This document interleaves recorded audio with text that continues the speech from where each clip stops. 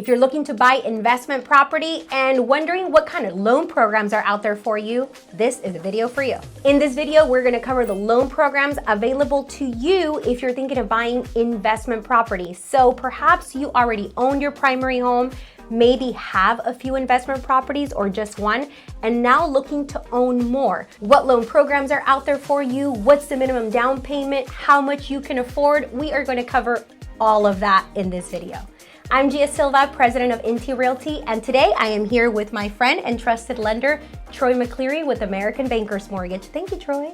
Very welcome. Okay, Troy, so let's just say I am a new investor and I want to purchase my first investment property and I don't have all cash, so I need some financing. What programs are out there for me? So as an investor with a single family condo, townhome, you can purchase with 20% down payment as an investment property. Okay. With 2 to 4 units, it is 25% down payment. In terms of qualifications, whether you're purchasing with 20% down or 25% down on investment property, what are the minimum FICO scores, debt to income ratio? How does that look?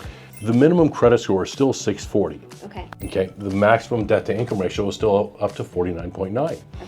But every family is going to be different. If we have a lower credit score, the automated approval may give us more down payment, more reserves. With the higher credit scores, we're going to get in with less reserves and the minimum down payments of 20% or 25% on 2 to 4 units. What if somebody already owned rental properties? Let's say one or a couple of rental properties. With Fannie Mae and Freddie Mac, you can have up to 10 financed properties and still obtain a Fannie Mae and Freddie Mac loan. After 10, you can no longer obtain a conventional loan. You can no longer obtain a Fannie Mae or Freddie Mac loan. Got it. You could still do a non-QM, a non-qualifying mortgage to obtain another investment property. A non-QM loan is a non-qualifying mortgage or non-agency loan, Fannie Mae or Freddie Mac. Qualifying is a little bit different. Still basics, the same as Fannie Mae and Freddie Mac, but you can own actually more properties. If we're over the 10 financed properties, or if we don't income qualify, you can always go with a DSCR loan, which is a debt servicing coverage ratio loan. Okay. And it's based upon the property only. Some investors could already have some properties that they own outright, that they purchase cash, right? So that means that they could still purchase with Fannie Mae. So if we currently own 20 properties and 5 are financed, or even 8 are financed, or even 9 are financed, you can still obtain a Fannie Mae or Freddie Mac loan.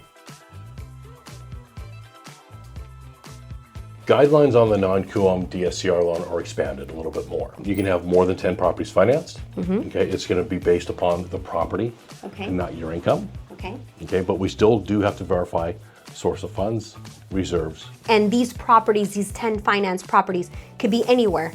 Could be anywhere in the nation, pretty much. Okay, so they just don't have to be in California. Correct. And then anything else important to know about that kind of loan that's out there right now? With the DSCR loans, the guidelines are very basic, but when you do a non-qualifying mortgage, the rates and terms are a little bit higher than the Fannie Mae or Freddie Mac loans. Okay, and how much would you say higher?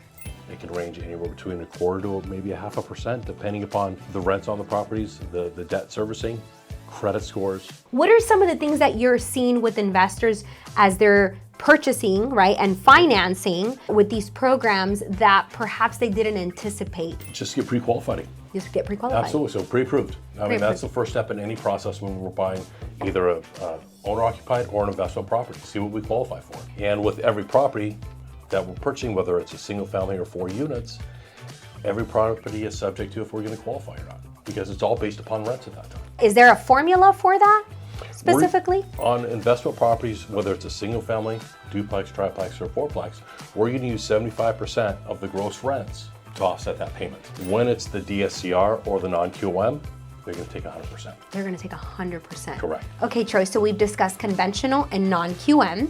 And right now, there's that burning question from investors. I'm getting that a lot of, Gia, what if I find a property that is a duplex that has an ADU?